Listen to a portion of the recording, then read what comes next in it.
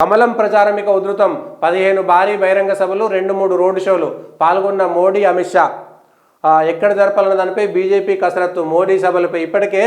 మోడీ 5 సభలేమో తెలంగాణలో చేసిండు ఎన్నికల ముందు మళ్ళీ ఒక 2-3 సభలు చేయడం ద్వారా ఇప్పటికే నరేంద్ర మోడీ చేసినటువంటి సభల ద్వారా తెలంగాణలో ఒక వాతావరణం ఏం క్రియేట్ అయిందంటే తెలంగాణలో భారతీయ జనతా పార్టీ వర్సెస్ కాంగ్రెస్ బీఆర్ఎస్ లేదు అనేటువంటిది చాలా లోపలికి డెప్త్గా గ్రామాల్లో ఉన్నటువంటి ప్రజల దాకా అది వెళ్ళిపోయింది తెలంగాణలో మోడీ కోటేయాలా లేదంటే రాహుల్ గాంధీ కోటేయాలా రేవంత్ రెడ్డి కోటేయాలి ఈ అంశం మాత్రమే తప్ప వేరేటి లేకుండా ఒక అంశం క్రియేట్ అవ్వడంలో సక్సెస్ అయింది భారతీయ జనతా పార్టీ అయితే ముందుగానే నరేంద్ర మోడీ సభలు చేయడం ద్వారా అది ఇంతకాలం పాటు సస్టైన్ అవుతుందా లేదనేటువంటి మాట పక్కన పెడితే నరేంద్ర మోడీ వరుసగా రావడం అమిత్ షా వచ్చిపోవడం వల్ల వచ్చినటువంటి ఒక బెనిఫిట్ బీజేపీకి ఏం జరిగిందంటే తెలంగాణలో ఒక చర్చ మొదలైంది తెలంగాణలో బీఆర్ఎస్ కవిత అరెస్ట్ అవ్వడము కవిత జైల్లో ఉండడము ఇటు ఫోన్ ట్యాపింగ్ అంశాలు బీఆర్ఎస్ పార్టీని కుంగదీసిపోయినాయి పూర్తికంగా అవి నైరాశ్యంలో ఉన్నాయి బీఆర్ఎస్ శ్రేణులన్నీ కూడా కేవలం నామమాత్రం పోటీ తప్ప ఉత్సాహవంతమైనటువంటి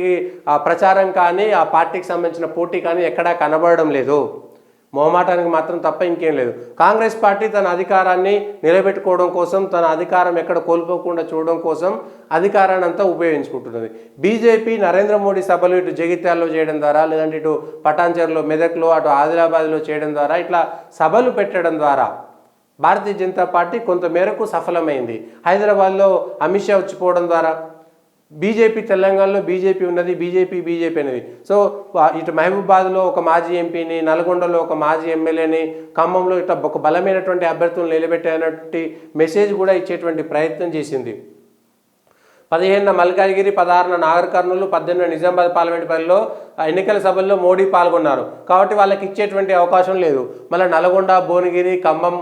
వీళ్లకు మాత్రమే వచ్చేటువంటి అవకాశం కనబడుతున్నది దాంతోపాటు అమిత్ షా జేపీ నడ్డా మిగిలినటువంటి నాయకులు కూడా వస్తే ఇక ఎన్నికల వేడి ఈ 18 తారీఖు నుంచి శ్రీరామనవమి వెళ్ళిపోయిన తర్వాత 18 తారీఖు నుంచి నామినేషన్లు 25 తారీఖు వరకు అయిపోయిన తర్వాత ఇటు బీజేపీ ఇటు కాంగ్రెస్ పెద్ద నాయకులు ఇప్పటికే తుక్కుగూడలో రాహుల్ గాంధీ వచ్చిపోయి కాంగ్రెస్ పార్టీకి సంబంధించి ఇవాళ చేవెళ్లలో కేసీఆర్ మీటింగ్ ద్వారా వాళ్ళ రాజకీయ సభలు కూడా షురు అవుతున్నాయి బీజేపీకి సంబంధించి కూడా